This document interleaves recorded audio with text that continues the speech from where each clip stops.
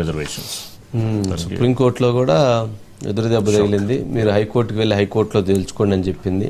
ఎన్నికలను మీరు సజావుగా పాత విధానం ప్రకారం నిర్వహించుకోండి అని చెప్పింది. పాత రిజర్వేషన్ పద్ధతి ప్రకారంగా ఇప్పుడు 25% బీసీలకి, ఎస్సీలకి 50%, ఎస్టీలు 10% ప్రకారంగా 50% మీద చేసుకోవాలి, అంతకుమించి చేయటానికి లేదనేటువంటి అభిప్రాయాన్ని రాజ్యాంగ విరుద్ధం అని చెప్పేశారు.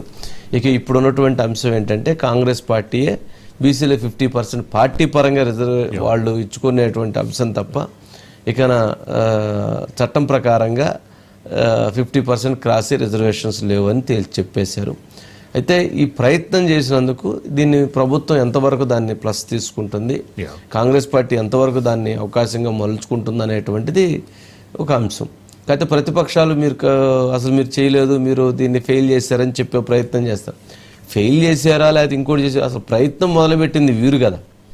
ప్రయత్నం మొదలుపెట్టింది ముఖ్యమంత్రి రేవంత్ రెడ్డి గారు. అయితే ప్రయత్నం చేశారు, కానీ న్యాయస్థానం ప్రకారంగా అక్కడ బ్రేక్ పడింది. కాబట్టి దానికి కొంత టైం తీసుకొని మళ్ళీ హైకోర్టులో ఆర్గ్యుమెంట్ చేసుకొని మళ్ళీ ముందుకెళ్ళేటువంటి ప్రక్రియ జరుగుతుందేమో.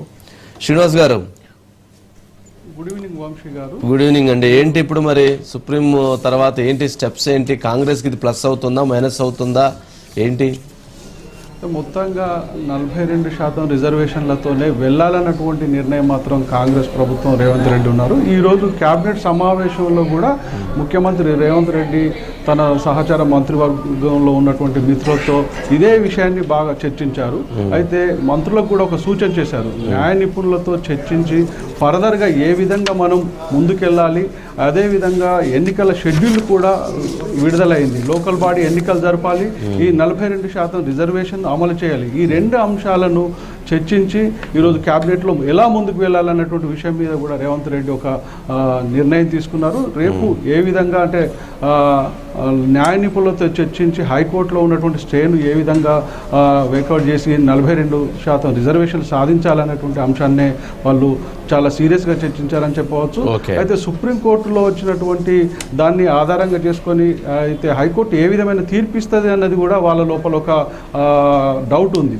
అయితే మొత్తంగా వీళ్ళు ఒకవేళ న్యాయ పోరాటమే చేయడం కాకుండా రాజకీయంగా తాము పార్టీ పరంగా కాంగ్రెస్ 42% బీసీలకు తాము లోకల్ బాడీ ఎన్నికల్లో రిజర్వేషన్ ఇస్తామని అసెంబ్లీ సాక్షిగా రేవంత్ రెడ్డి ప్రకటించారు.